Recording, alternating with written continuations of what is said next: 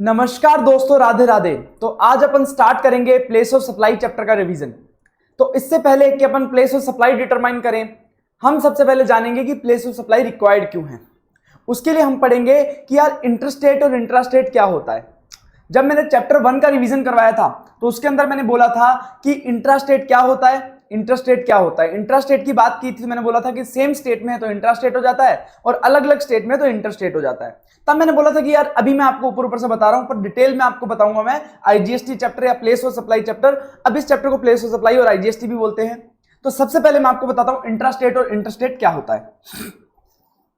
जब कोई भी सप्लाई होती है तो उस केस में अगर उसका लोकेशन ऑफ सप्लायर, मतलब जो सप्लाई करने वाला व्यक्ति है, एंड प्लेस ऑफ सप्लाई अगर दोनों चीजें सेम स्टेट और यूनियन टेरिटरी में है तो उसे क्या बोलेंगे, इंट्रास्टेट सप्लाई। तो यहां पे लोकेशन ऑफ रेसिपिएंट कुछ मैटर नहीं करती। यहां पे क्या बोला है कि अगर सप्लाई करने वाला व्यक्ति, location of supplier and place of supply अगर सेम स्टेट और यूनियन टेरिटरी में है तो ऐसे केस में उसे क्या बोल देंगे, इंट्रास्टेट सप्लाई। ठीक है। अब दूसरी बात बोली कि अगर location of supplier and place of supply same state और सेम यूनियन टेरिटरी में नहीं है, इसका मतलब दो डिफरेंट स्टेट्स में हो सकते हैं, दो डिफरेंट यूनियन टेरिटरी में हो सकते हैं, एक चीज स्टेट में हो सकती है, एक चीज यूनियन टेरिटरी में हो सकती है। तो इसका कहने का मतलब अगर location of supplier and place of supply same state और सेम यूनियन टेरिटरी में नहीं है तो ऐसे केस में क्या हो जाएगा, इंटरस्टेट सप्लाई। अब दोनों से फर्क क्या पड़ता है, तो इंट्रास्टेट सप्लाई अगर होगा तो यहां पे क्या लग जाएगा, सीजीएसटी लग जाएगा और एसजीएसटी लग जाएगा। और इंटरस्टेट सप्लाई की जब बात आएगी तो यहां पे लग जाएगा आईजीएसटी, यहां पे लग जाएगा आईजीएसटी। तो intrastate supply, location of supplier and place of supply same state में है, अगर सेम स्टेट में नहीं है तो इंटरस्टेट सप्लाई है। अब ये चीज तो हमने जनरल रूल पढ़ लिया। अब इसके बाद कुछ स्पेसिफिक बात बोल दी कि कुछ ट्रांजेक्शन है जो भले ही सेम स्टेट में हो, भले ही सेम यूनियन टेरिटरी में हो, हम तब भी उसे क्या मानेंगे, इंटरस्टेट सप्लाई मानेंगे।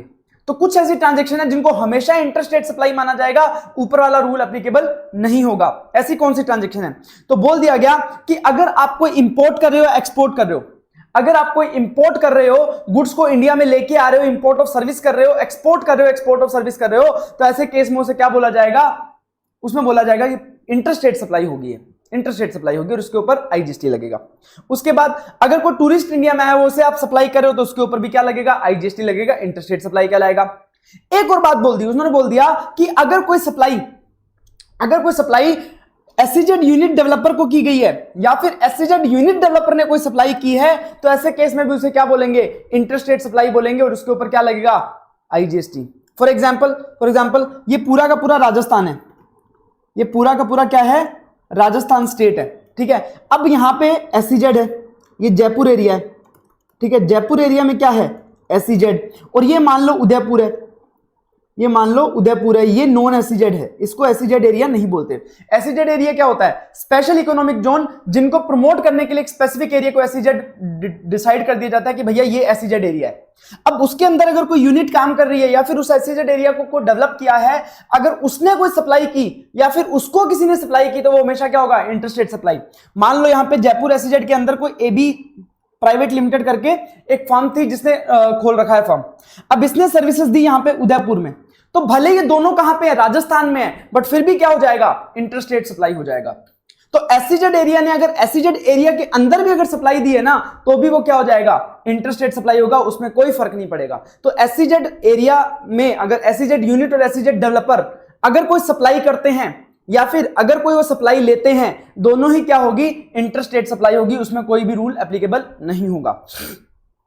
और अगर ऐसी कोई सप्लाई है जिसको हम डिटरमाइन नहीं कर पा रहे कि इंट्रा है तो उसे क्या बोल देंगे, इंटरस्टेट सप्लाई बोल देंगे, उसे क्या बोल देंगे, इंटरस्टेट सप्लाई बोल देंगे, हमेशा क्या हो जाएगी, इंटरस्टेट सप्लाई। तो हमने अभी तक क्या पढ़ा, अगर location of supplier, place of supply same state में है, यूनियन टेरिटरी में है, तो ऐसे केस में क्या हो जाएगा, इंट्रास्टेट सप्लाई। और अगर सेम स्टेट और यूनियन टेरिटरी में नहीं है तो क्या हो जाएगा, इंटरस्टेट सप्लाई। बट 5-6 ट्रांजेक्शन ऐसी जिनको हमेशा इंटरस्टेट सप्लाई माना जाएगा। सबसे पहली बात, import of goods, export of goods, import of service, export of service, that means supplies to tourist and supply to और बाय एसईजेड यूनिट और डेवलपर। एंड टैक्सेबल टेरिटरी में कोई भी अगर सप्लाई हो रही है और जिसको ना इंट्रास्टेट सप्लाई डिटरमाइन कर पा रहे हो तो ऐसे केस में क्या हो जाएगा, इंटरस्टेट सप्लाई हो जाएगा। अब एक और बात आती है। अब देखो, पहली बात तो अपने को समझ गई कि प्लेस ऑफ सप्लाई क्यों रिक्वायर्ड है। हमें अगर इंट्रा स्टेट सप्लाई या इंटर स्टेट सप्लाई पता करना है तो हमें पता लगाना पड़ेगा कि प्लेस ऑफ सप्लाई कहां है। तो इसके लिए प्लेस ऑफ सप्लाई डिटरमाइन करना जरूरी है। पर उससे पहले मैं आपको बता देता हूं कि अगर लोकेशन ऑफ सप्लायर जो हमने डिटरमाइन करी, या प्लेस ऑफ सप्लाई जो हमने डिटरमाइन करी, अगर वो टेरिटोरियल वाटर में है, वो समुद्र में है, ये इंडिया है और यहां पे पूरा समुद्र है, अगर यहां पे मान लो कोई लोकेशन ऑफ सप्लायर है या फिर प्लेस ऑफ सप्लाई है, तो इसको कौन से स्टेट में माने, तो ध्यान रखना।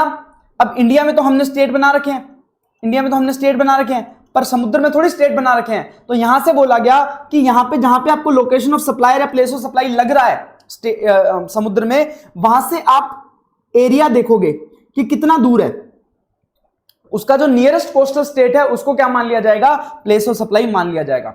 अब मान लो ये उड़ीसा से 10 किलोमीटर है और यहां पे तमिलनाडु से मान लो 12 किलोमीटर है, तो ऐसे केस में उड़ीसा को क्या मान लिया जाएगा, प्लेस ऑफ सप्लाई मान लिया जाएगा।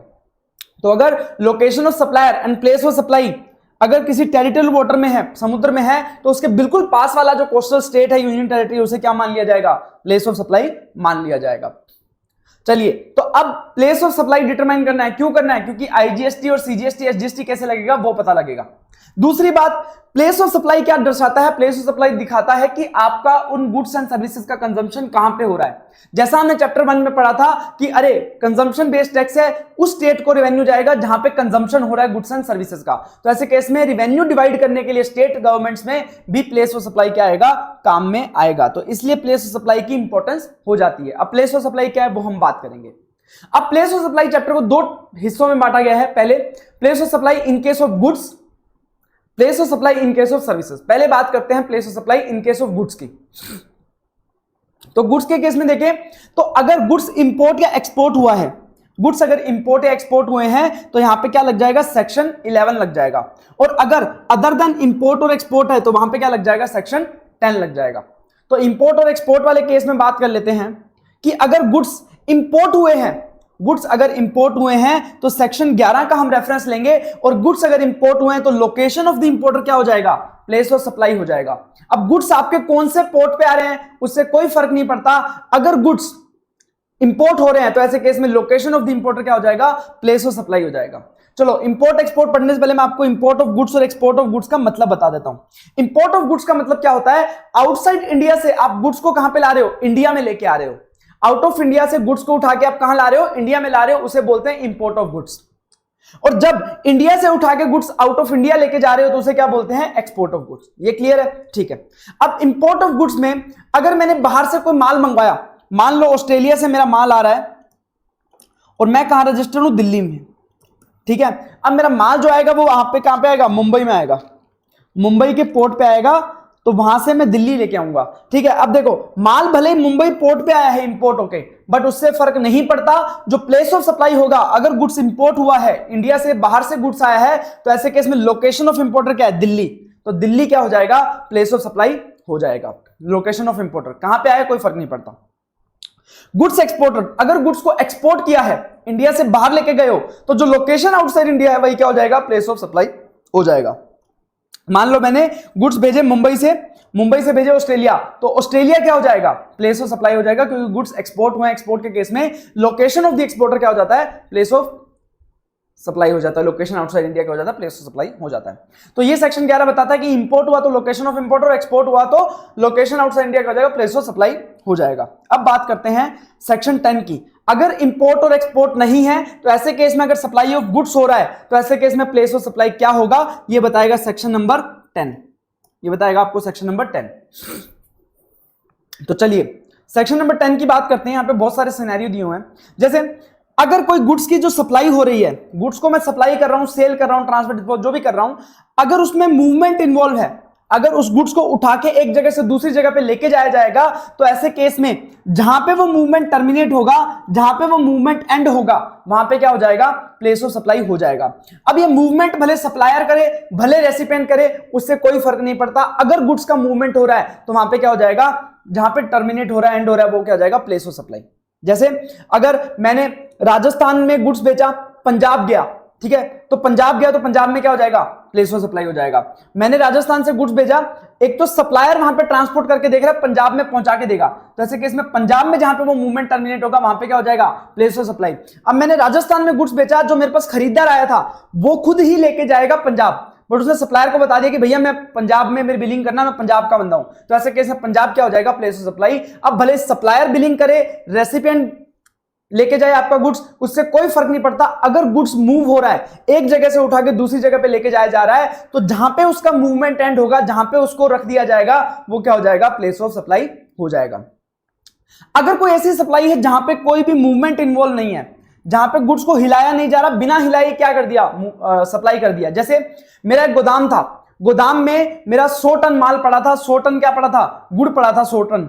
तो मैंने क्या किया, गोदाम बेच दिया किसी को, मैंने गोदाम बेच दिया और साथ में क्या कर दिया, वो उसके अंदर जो गुड़ पड़ा था वो भी उसी बंदे को बेच दिया।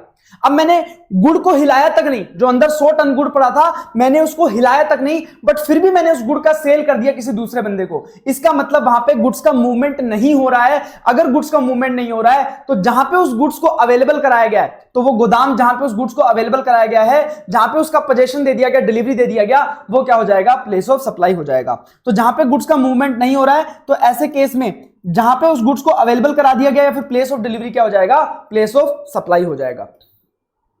अब थर्ड पॉइंट है, कुछ ऐसा गुड्स है जिसका असेंबली या फिर इंस्टॉलेशन करवाना पड़ेगा, जिसका असेंबली या फिर इंस्टॉलेशन करवाना पड़ेगा, तो ऐसे केस में जहां पे वो असेंबली किया गया या जहां पे वो इंस्टॉलेशन किया गया है, वो क्या हो जाएगा, प्लेस ऑफ सप्लाई हो जाएगा। जैसे मैंने एसी खरीदा किसी इलेक्ट्रॉनिक्स वाले से, अब वो क्या करेगा, एसी मेरे घर पे इंस्टॉल करके जाएगा, अब वो इंस्टॉल करके जाएगा, तो ऐसे केस में मेरा घर क्या हो जाएगा, प्लेस ऑफ सप्लाई, जहां पे वो उस एसी को इंस्टॉल करेगा। मान लो मैंने राजस्थान के इलेक्ट्रॉनिक्स वाले से खरीदा और मैं हरियाणा का हूं, हरियाणा में मैंने उसे क्या करवाया, एसी इंस्टॉल करवाया, तो ऐसे केस में हरियाणा क्या हो जाएगा, प्लेस ऑफ सप्लाई हो जाएगा। मेरी फैक्ट्री है महाराष्ट्र में, मैंने गुजरात वाले कोई एक सप्लायर को बोला कि भैया मशीन ला दो, तो मशीन इतनी बड़ी थी कि उसको ट्रांसपोर्ट नहीं किया जा सकता था, तो मशीन को क्या किया, उसके पार्ट्स खोल के और उसको ट्रांसपोर्ट करके वहां पे पहुंचा दिया गया महाराष्ट्र। अब वहां पे जाके उसके पार्ट्स को जोड़ के असेंबल करके क्या किया जाएगा, एक मशीनरी खड़ी की जाएगी। तो ऐसे केस में जहां पे वो मशीनरी को असेंबल किया गया, जहां पे उसके पार्ट्स को असेंबल करके इंस्टॉल किया गया है, वो प्लेस क्या हो जाएगा, प्लेस ऑफ सप्लाई हो जाएगा। और गुड्स अगर गुड्स को सप्लाई किया गया जब आप रास्ते में कहीं जा रहे थे, मान लो आप एयरक्राफ्ट के थ्रू दिल्ली से मुंबई जा रहे थे, या फिर आप रेलवेज के थ्रू दिल्ली से मुंबई जा रहे थे, तो आपको रास्ते में वो टी शर्ट बेचने वाला आया और उसने आपको टी शर्ट बेच दी, ठीक है। अब वो टी शर्ट का प्लेस ऑफ सप्लाई कब होगा, वो सप्लाई का प्लेस ऑफ सप्लाई कहां होगा, तो ऐसे केस में जहां पे वो गुड्स को उस कन्वेंस पे चढ़ाया गया था, मान लो वो गुड्स को दिल्ली से लेके चढ़ा था, तो ऐसे केस में दिल्ली क्या हो जाएगा, प्लेस ऑफ सप्लाई हो जाएगा। मान लो दिल्ली और मुंबई के रास्ते में क्या आता है, कोटा आता है, तो अब वो कोटा से वो गुड्स लेके चढ़ा था और फिर आपको सेल किया था, इसका मतलब जहां पे भी गुड्स को उन कन्वेंस पे चढ़ाया गया वहां पे क्या हो जाएगा, प्लेस ऑफ सप्लाई हो जाएगा। तो हमने प्लेस ऑफ सप्लाई के केस में, गुड्स के केस में क्या पढ़ा कि अगर मूवमेंट इन्वॉल्व है, गुड्स को हिलाया जा रहा है सप्लाई करने के लिए, तो जहां पे गुड्स टर्मिनेट होगा, मूवमेंट एंड होगा, वहां पे क्या हो जाएगा, प्लेस ऑफ सप्लाई हो जाएगा। और अगर मूवमेंट इन्वॉल्व नहीं है, तो जहां पे उस गुड्स को अवेलेबल कराया गया है, तो ऐसे केस में वहां पे क्या हो जाएगा, प्लेस ऑफ सप्लाई हो जाएगा। और अगर किसी गुड्स को सप्लाई करने के लिए इंस्टॉल या फिर असेंबल करना पड़ रहा है, तो जहां पे इंस्टॉलेशन और असेंबली किया गया वहां पे क्या हो जाएगा, प्लेस ऑफ सप्लाई हो जाएगा। और गुड्स अगर हमने on the board of conveyance करवाया है, कोई ट्रेन वगैरह में करवाया आपने कन्वेंस में, तो ऐसे केस में जहां पे उस गुड्स को उस कन्वेंस पे चढ़ाया गया था, वो जगह क्या हो जाएगी, प्लेस ऑफ सप्लाई हो जाएगी। अब इसमें एक स्पेशल केस आता है, build to ship to model. Build to ship to model क्या बोलता है कि देखो, मान लो एक व्यक्ति है ए, राजस्थान का एक नाम का व्यक्ति है, उसने पंजाब के बी नाम के व्यक्ति से कुछ माल परचेज किया, ठीक है, उसने माल परचेज किया। अब जब माल परचेज किया ना पंजाब के व्यक्ति से, तो एक हरियाणा वाला ना सीब नाम का बंदा था, उसने ऑर्डर दिया ए को, इसका कस्टमर था सी, ए का। तो ए से सी ने कहा कि भैया माल खरीदना है, तो अब ए ने बोला यार मैं बी से खरीदूंगा, बी से उठा के माल यहां पे राजस्थान आएगा पंजाब से, और फिर मेरे को राजस्थान से हरियाणा भेजना पड़ेगा। तो इससे अच्छा उसने क्या कहा, उसने बी को बोला कि जो मैंने माल तुमसे खरीदा था वो माल तुम ऐसा करो, डिलीवरी किसको दे दो, सी को डिलीवर कर दो, सी को डिलीवर कर दो। तो अब बी क्या करेगा, बिल किसको करेगा, ए को करेगा, क्योंकि माल किसने खरीदा है, ए ने खरीदा है, बट पहुंचाएगा कहां पे, डिलीवरी कहां पे देगा, सी के यहां पे। तो शिप टू कहां पे, सी पे। तो इसको बोलते हैं bill to ship to model. आप बिल तो किसी और को कर रहे हो और शिप किसी और को कर रहे हो। तो यहां पे दो सप्लाईज इन्वॉल्व हैं। सबसे पहले बी से ए ने माल खरीदा, फिर सी ने ए से माल खरीदा, पहले बी से ए ने माल खरीदा, फिर सी ने ए से माल खरीदा, तो ऐसे केस में दोनों सप्लाई का प्लेस ऑफ सप्लाई क्या होगा वो डिटरमाइन करते हैं। तो पहली सप्लाई क्या है, ए ने बी से माल खरीदा, माल तो खरीदा पर ए को कभी भी डिलीवरी नहीं मिल रहा, क्योंकि ए ने उसको इंस्ट्रक्शन दे दिया कि आप सीधा किसको डिलीवर कर देना, सी को। तो ऐसे केस में जिसने इंस्ट्रक्शन दिया है उसका ही प्लेस क्या हो जाएगा, प्लेस ऑफ सप्लाई हो जाएगा। तो जब ए ने बी से माल परचेज किया तो उसका जो प्लेस ऑफ सप्लाई हो जाएगा वो प्लेस ऑफ ए हो जाएगा, मतलब राजस्थान क्या हो जाएगा, प्लेस ऑफ सप्लाई हो जाएगा। उसके बाद जब दूसरी सप्लाई सी ने ए से खरीदा तो ऐसे केस में सी को डिलीवरी मिला है, बट किसने दिया है, बी ने, तो कोई फर्क नहीं पड़ता, गुड्स का मूवमेंट कहां पे टर्मिनेट हो रहा है, सी के प्लेस पे, तो यहां पे प्लेस ऑफ सप्लाई क्या हो जाएगा, प्लेस ऑफ सी, जहां पे गुड्स का मूवमेंट टर्मिनेट हो रहा है दूसरी सप्लाई के लिए। तो यहां पे दो सप्लाईज इन्वॉल्व हैं, दोनों को सेपरेटली देखा जाएगा, ठीक है। अब जब हमने पहली बात करी थी कि यार गुड्स बी ने ए को जो गुड सप्लाई किया है उस केस में प्लेस सप्लाई क्या हो जाएगा, जिसने इंस्ट्रक्शन दिया, ए ने इंस्ट्रक्शन दिया, तो प्लेस सप्लाई क्या हो जाएगा, ए का हो जाएगा। अब बताओ, अगर मान लो गुड्स ऐसा है कि जिसको इंस्टॉल करना पड़ेगा, असेंबल करना पड़ेगा, तो ऐसे केस में प्लेस ऑफ सप्लाई कहां पे होता है, जहां पे गुड्स असेंबल और इंस्टॉल हो रहा है। तो ऐसे केस में अगर ए ने इंस्ट्रक्शन दिया है भले ही, पर अगर गुड्स असेंबली और इंस्टॉलेशन वाला है तो हमेशा जहां पे असेंबली और इंस्टॉलेशन हुआ है वही क्या हो जाएगा, प्लेस ऑफ सप्लाई होगा। तो ऐसे केस में इवन सप्लाई एक्स जो हमने पहली सप्लाई थी, ए ने बी से जो परचेज किया था उसके लिए भी प्लेस ऑफ सप्लाई क्या हो जाएगा, ये आपका हरियाणा, जहां पे इस गुड्स को इंस्टॉल किया गया है या फिर असेंबल किया गया है। ये बात आपको समझी। तो ये हमने सेक्शन 10 और सेक्शन 11 कंप्लीट किए, सप्लाई ऑफ गुड्स के केस में प्लेस ऑफ सप्लाई कैसे डिटरमाइन करते हैं। अब हम बात करेंगे place of supply in case of supply of services. अगर सप्लाई ऑफ सर्विस किया जा रहा है तो उस केस में प्लेस ऑफ सप्लाई कैसे डिटरमाइन करते हैं, इसकी बात अब हम करेंगे। तो उसके लिए है सेक्शन 12 एंड सेक्शन 13। कब कौन सा लगेगा ये अपन बात करते हैं।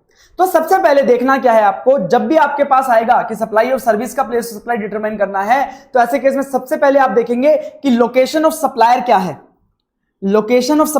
और लोकेशन ऑफ रेसिपिएंट क्या है। लोकेशन ऑफ सप्लायर सर्विसेज देने वाला और सर्विसेज लेने वाला, लोकेशन ऑफ रेसिपिएंट दोनों का लोकेशन क्या है। अगर दोनों का लोकेशन इंडिया के अंदर है तो ऐसे केस में कौन सा सेक्शन लग जाएगा, सेक्शन 12 लग जाएगा। और अगर दोनों में से किसी एक का भी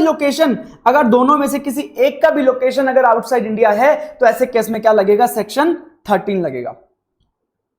तो क्या बात चली, जो सर्विसेज देने वाला है और सर्विसेज लेने वाला है दोनों ही अगर इंडिया में है तो ऐसे केस में सेक्शन 12 लग जाएगा। और अगर सर्विसेज देने वाला या फिर सर्विसेज लेने वाला दोनों का लोकेशन, किसी का भी एक का लोकेशन अगर आउटसाइड इंडिया है तो ऐसे केस में क्या हो जाएगा, सेक्शन 13 लग जाएगा। पहले बात कर लेते हैं सेक्शन 12 की।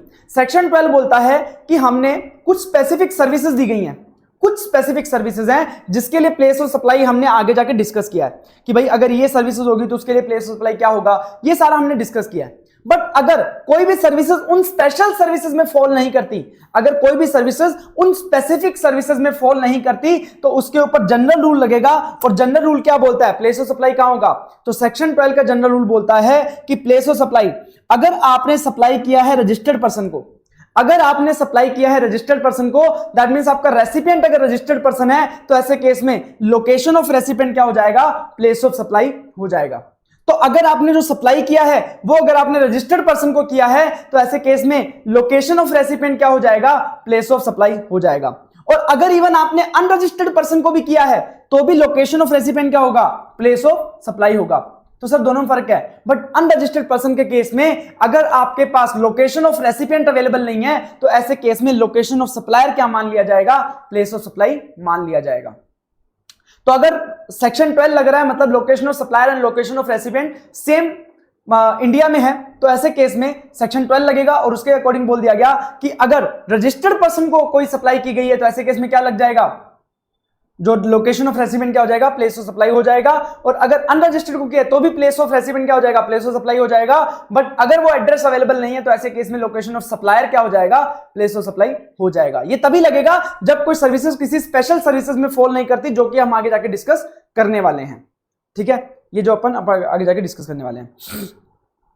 तो सेक्शन 12 की बात करते हैं कि अगर सर्विसेज रिलेटेड टू है किसी इमूवेबल प्रॉपर्टी के, अगर किसी इमूवेबल प्रॉपर्टी से रिलेटेड है services and lodging and accommodation से रिलेटेड है, अगर कोई सर्विसेज इमूवेबल प्रॉपर्टी से रिलेटेड है एंड लॉजिंग एंड अकोमोडेशन से रिलेटेड है, जैसे मान लो आपने कोई इमोल प्रॉपर्टी कंस्ट्रक्ट करवाई है, या फिर किसी इमोल प्रॉपर्टी का आपने आर्किटेक्चर का सर्विसेज लिया है, वास्तु का सर्विसेज लिया है, इंजीनियरिंग का सर्विस लिया है, रियल एस्टेट एजेंट का सर्विसेज लिया है, सर्वे का सर्विसेज लिया है इमोल प्रॉपर्टी का, तो ऐसे केस में या फिर आपने होटल, गेस्ट हाउस या हाउस बोट, इन में वगैरह में कोई लॉजिंग और अकोमोडेशन का सर्विसेज लिया है, या फिर इन से रिलेटेड कोई सर्विसेज ली है, अगर ऐसी कोई सर्विसेज है तो ऐसे केस में बोल दिया गया, क्या बोल दिया गया कि अगर वो प्रॉपर्टी जिसके लिए आपने सर्विसेज ली है, या फिर वो बोट, या फिर वो वेसल, या फिर वो होटल, वो गेस्ट हाउस, जिस भी प्रॉपर्टी से रिलेटेड, जिस भी इमूवेबल प्रॉपर्टी से रिलेटेड आपने सर्विसेज ली है, या फिर जहां पे भी आपने होटल एंड अकोमोडेशन सर्विसेज ली है, तो अगर वो लोकेटेड है इंडिया में, अगर वो इंडिया में लोकेटेड है, तो ऐसे केस में location of the immovable property and boat और वेसल क्या हो जाएगा, प्लेस ऑफ सप्लाई हो जाएगा। तो वो जहां पे वो लोकेशन है वहां पे क्या हो जाएगा, प्लेस ऑफ सप्लाई हो जाएगा। तो हमने जनरल रूल पढ़ा, जनरल रूल के बाद हमने बात किया कि कुछ स्पेशल केसेस दिए हुए हैं सेक्शन 12 में, जहां पे location of supplier and location of recipient कहां पे है, इंडिया में। तो ऐसे केस में कुछ स्पेशल सर्विसेज बताई गई कि इन सर्विसेज का प्लेस ऑफ सप्लाई कहां पे होगा। तो पहली उसमें सर्विसेज बताई है कि अगर कोई सर्विसेज है रिलेटेड टू इमूवेबल प्रॉपर्टी, या फिर कोई होटल या अकोमोडेशन की सर्विसेज है, इमूवेबल प्रॉपर्टी से रिलेटेड कौन सी हो सकती है, कंस्ट्रक्शन, एजेंट, इंजीनियरिंग वगैरह की सर्विसेज, और लॉजिंग अकोमोडेशन की सर्विसेज है। तो ऐसे केस में प्रॉपर्टी अगर इंडिया में लोकेटेड है, तो ऐसे केस में लोकेशन ऑफ इमूवेबल प्रॉपर्टी क्या हो जाएगी, प्लेस ऑफ सप्लाई हो जाएगा। और अगर प्रॉपर्टी, बोट, वेसल वगैरह जिसके रिलेटेड आपने सर्विसेज ली है, तो ऐसे केस में अगर वो आउटसाइड इंडिया है, तो ऐसे केस में लोकेशन ऑफ रेसिपिएंट क्या हो जाएगा, प्लेस ऑफ सप्लाई हो जाएगा। तो अगर जिस इमूवेबल प्रॉपर्टी, बोट, वेसल वगैरह, होटल, गेस्ट हाउस वगैरह सर्विसेज लिए वो अगर इंडिया में है, तो ऐसे केस में जहां पे वो लोकेटेड है वहीं पे क्या हो जाएगा, प्लेस ऑफ सप्लाई हो जाएगा। और अगर आउटसाइड इंडिया है, तो ऐसे केस में लोकेशन ऑफ रेसिपिएंट क्या हो जाएगा, प्लेस ऑफ सप्लाई हो जाएगा। फॉर एग्जाम्पल एक एबी लिमिटेड करके कंपनी है, ठीक है, उसने अपने डायरेक्टर को रुकवाया है किसी होटल में, ताज होटल कहां पे है, मान लो मुंबई में है, और ये एबी लिमिटेड कहां की है, गुजरात की है, ठीक है। अब मुंबई में रुकवाया है, तो मुंबई, अब देखो होटल अकोमोडेशन की सर्विसेज है, होटल उसकी सर्विसेज है, गेस्ट हाउस वगैरह की, तो ऐसे केस में कहां पे होगी, अगर इंडिया में लोकेटेड है, तो जहां पे इंडिया में लोकेटेड है वहीं पे क्या हो जाएगा, प्लेस ऑफ सप्लाई हो जाएगा। तो यहां पे प्लेस ऑफ सप्लाई क्या हो जाएगा, मुंबई हो जाएगा, ठीक है।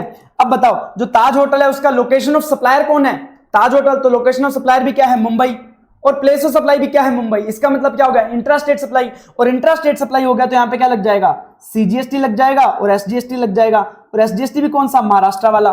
तो बताओ ये गुजरात वाला बंदा क्या इसका क्रेडिट ले पाएगा, नहीं ले पाएगा, बट कोई दिक्कत वाली बात नहीं है, प्लेस ऑफ सप्लाई कहां रहेगा, जहां पे वो लोकेटेड है प्रॉपर्टी, ठीक है। जस्ट आपको बताया कि ऐसे केस में आपको जो इनपुट टैक्स क्रेडिट है वो शायद नहीं मिल पाएगा, क्योंकि आप महाराष्ट्र की गवर्नमेंट के पास जाके ये इनपुट टैक्स क्रेडिट नहीं मांग पाओगे अनलेस एंड अनटिल आप महाराष्ट्र में रजिस्टर हो।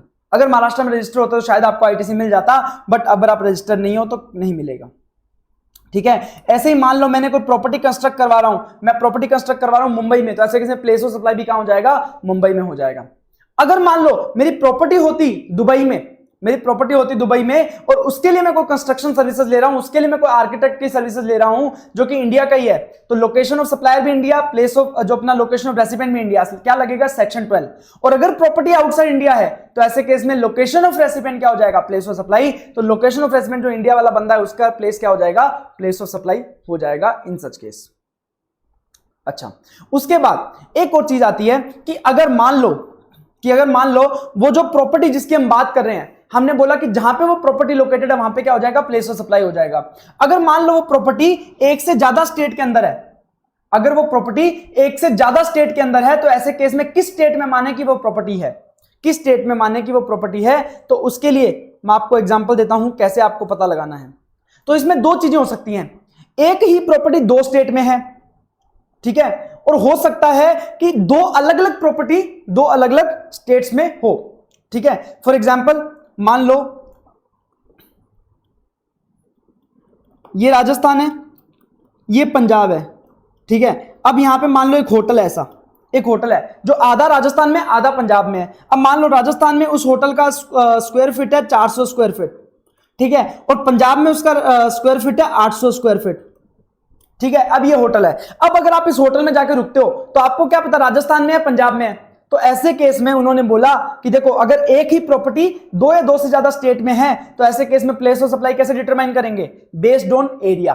तो मान लो इसका अगर आपसे चार्ज किया गया है 15,000 रुपए चार्ज किया गया है, तो 15,000 को इंटू 800 डिवाइड बाय 1200, टोटल कितना है 1200, और 800 फिट किस में है, पंजाब में। तो ये इतना 10,000 रुपए किसका हो जाएगा, पंजाब में हो जाएगा प्लेस ऑफ सप्लाई, और 5,000 रुपए का प्लेस ऑफ सप्लाई कहां पे हो जाएगा, राजस्थान में हो जाएगा। इस प्रकार से क्या करना है, कैलकुलेट करना है।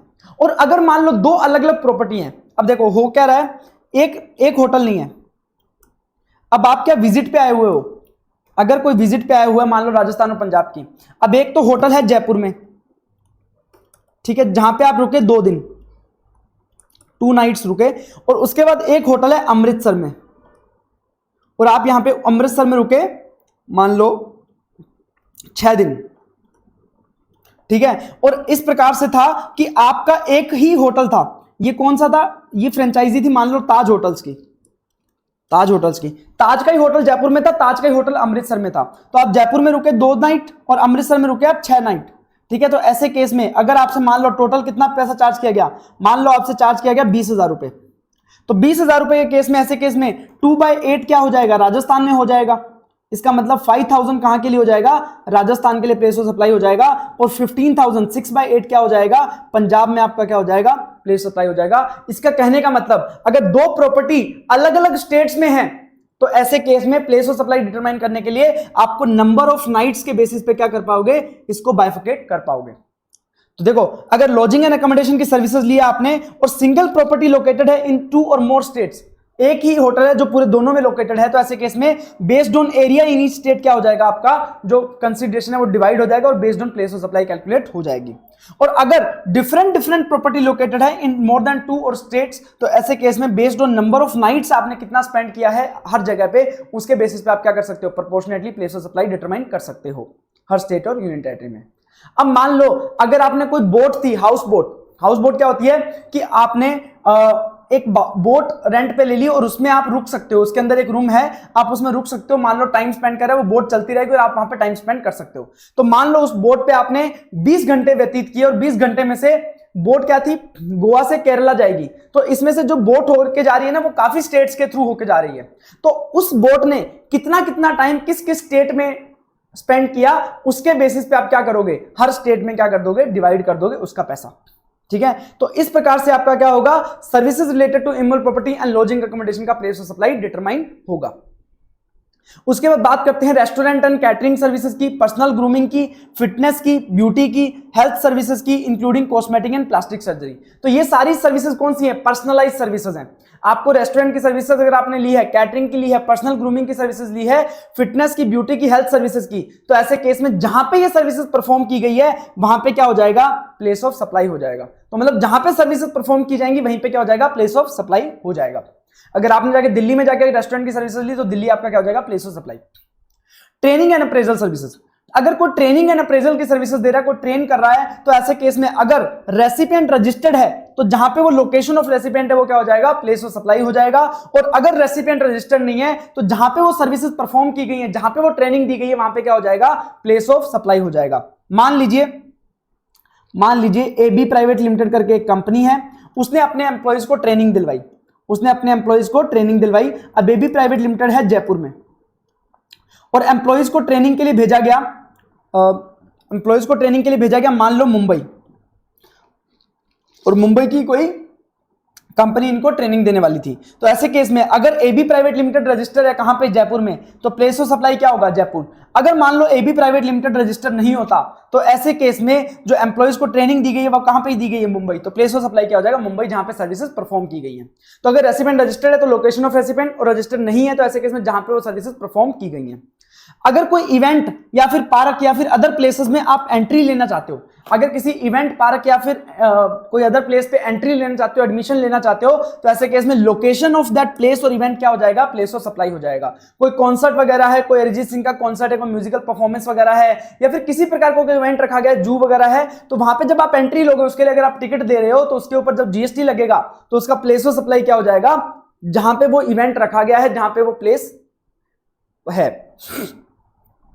और सर्विसेज की बात करते हैं कि अगर कोई इवेंट ऑर्गेनाइज करवाया गया है या फिर स्पॉन्सरशिप की सर्विसेज है, अगर कोई इवेंट ऑर्गेनाइज करवाया है, कोई स्पॉन्सरशिप की सर्विसेज ली गई है, तो ऐसे केस में अगर रेसिपिएंट रजिस्टर्ड है, अगर रेसिपिएंट रजिस्टर्ड है तो लोकेशन ऑफ द रेसिपिएंट क्या हो जाएगा, प्लेस ऑफ सप्लाई हो जाएगा।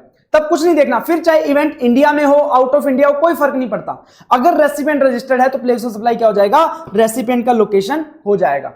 और अगर रेसिपिएंट रजिस्टर नहीं है, अगर रेसिपिएंट रजिस्टर नहीं है तो हमें देखना पड़ेगा कि जो इवेंट का हमने ऑर्गेनाइजेशन का सर्विसेज लिया है या जिस इवेंट से रिलेटेड स्पॉन्सरशिप सर्विसेज दी है वो इवेंट इंडिया में रखा गया है या फिर आउट ऑफ इंडिया रखा गया है। अगर रेसिपिएंट अनरजिस्टर्ड है तभी देखना है। अगर इवेंट इंडिया में रखा गया है तो ऐसे केस में जहां पे वो इवेंट रखा गया है वो लोकेशन क्या हो जाएगी, प्लेस ऑफ सप्लाई हो जाएगी।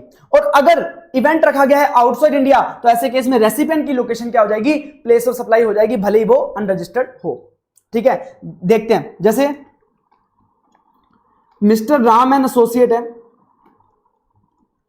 वो है मान लो जयपुर के और रजिस्टर्ड है,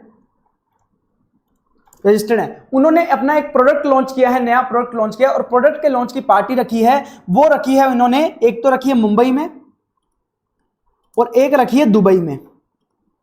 ठीक है, तो ऐसे केस में इन्होंने एक कंपनी को अपॉइंट किया एबी लिमिटेड करके, जिससे कि 10 लाख रुपए दिए जा रहे हैं, उन्हें इवेंट ऑर्गेनाइज करना है।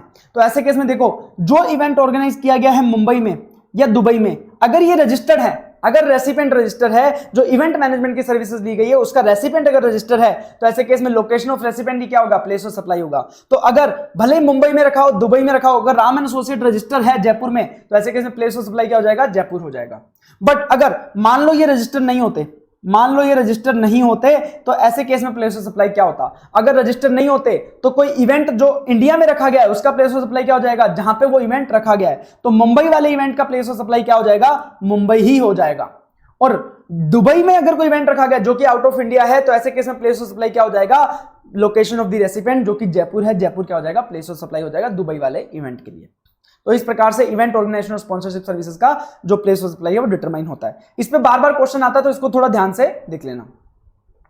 ट्रांसपोर्टेशन ऑफ गुड्स का सर्विसेज दिया जा रहा है, गुड्स को ट्रांसपोर्ट करके दिया जा रहा है इंक्लूडिंग मेल एंड कुरियर। अगर आपको मेल और कुरियर करते हो वो भी इसमें इंक्लूड है। अगर गुड्स ट्रांसपोर्ट किया जा रहा है तो अगर तो रेसिपिएंट रजिस्टर है तो क्या हो जाएगा, लोकेशन ऑफ रेसिपिएंट क्या हो जाएगा, प्लेस ऑफ सप्लाई हो जाएगा। और अगर रेसिपिएंट रजिस्टर नहीं है, अगर रेसिपिएंट रजिस्टर नहीं है और गुड्स जो ट्रांसपोर्ट हो रहा है वो इंडिया में हो रहा है, देखो रजिस्टर है तो कोई दिक्कत नहीं है, फिर तो लोकेशन ऑफ रेसिपिएंट क्या हो जाएगा, प्लेस ऑफ सप्लाई हो जाएगा।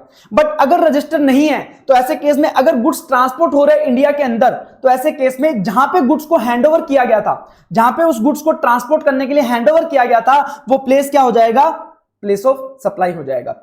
और अगर ट्रांसपोर्ट किया जा रहा है आउट ऑफ इंडिया, अगर वो गुड्स को ट्रांसपोर्ट किया जा रहा है आउट ऑफ इंडिया तो ऐसे केस में प्लेस ऑफ सप्लाई क्या हो जाएगा, जहां पे उस गुड्स का डेस्टिनेशन है, जहां पे उन गुड्स को ट्रांसपोर्ट करके छोड़ा जाएगा वो क्या हो जाएगा, प्लेस ऑफ सप्लाई हो जाएगा। फॉर एग्जांपल अगर रेसिपिएंट रजिस्टर है तो उसका लोकेशन नहीं होगा। अब मैं एग्जांपल लेता हूं नॉन रजिस्टर्ड का।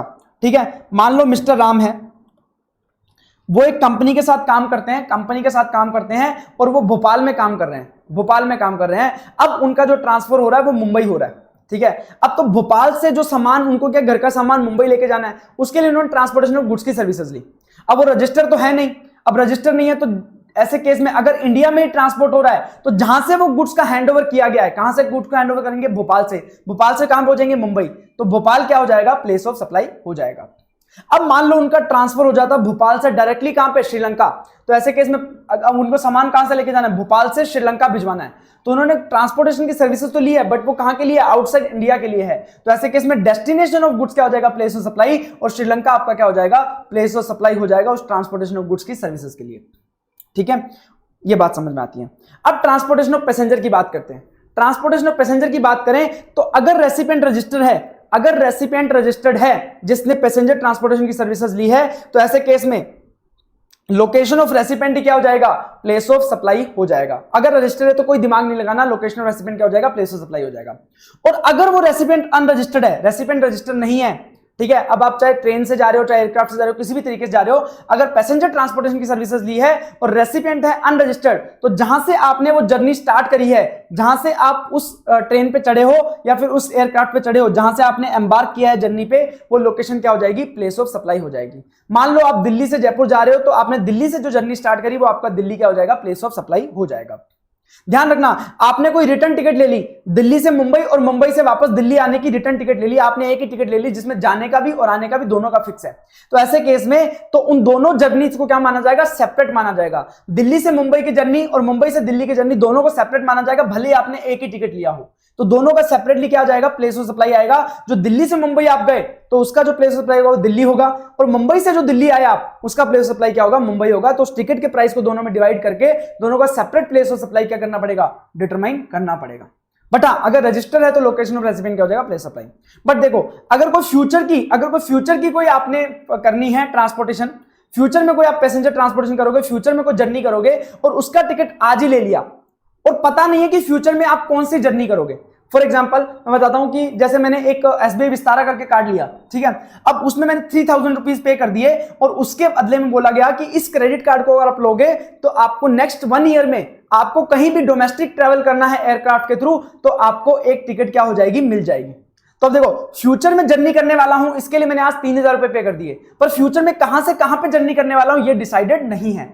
तो मतलब मैं मुंबई से दिल्ली जाऊं, दिल्ली से बेंगलोर जाऊं, कहीं भी जाऊं, मेरा टिकट वो मिल जाएगा मुझे, तो मेरा अभी डिसाइड ही नहीं है मैं कहां से कहां तक जाऊंगा। तो ऐसे केस में जब यही नहीं पता कि मैं जर्नी कहां से करूंगा, तो जहां से मैं चढ़ूंगा वो तो पता ही नहीं है, तो ऐसे केस में लोकेशन ऑफ रेसिपिएंट क्या हो जाएगा? प्लेस ऑफ सप्लाई हो जाएगा। मेरा लोकेशन उस क्रेडिट कार्ड वाली कंपनी या फिर जो सर्विसेज दे रही है उसकी कंपनी के पास होगा, तो वो मेरा लोकेशन क्या मान लिया जाएगा? प्लेस ऑफ सप्लाई मान लिया जाएगा। और अगर मान लो मेरा लोकेशन भी अवेलेबल नहीं है, मेरा एड्रेस भी अवेलेबल नहीं है, तो जो सप्लायर का लोकेशन है वो क्या हो जाएगा? प्लेस ऑफ सप्लाई हो जाएगा।